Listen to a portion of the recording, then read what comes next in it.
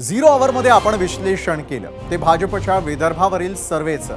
खरं तर तुम्हाला आठवत असेल की लोकसभा निवडणुकीवेळी देखील अशाच इंटरनल सर्वेची चर्चा जोरदार झालेली होती आणि त्यावेळी देखील याच इंटरनल सर्वेचा आधार भाजपने महायुतीच्या जागा वाटपात मोठा हिस्सा तर मिळवला होताच, शिवाय इंटरनल सर्वेचंच कारण देत शिवसेनेला काही ठिकाणी उमेदवारी बदलण्यासाठी दबाव टाकला।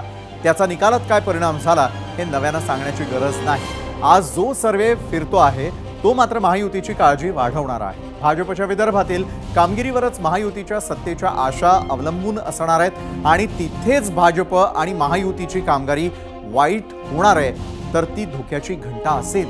बरं, यावर महायुती कशी मात करणार, या आकड्यांचा महायुतीतील जागा वाटपावरती परिणाम होणार का?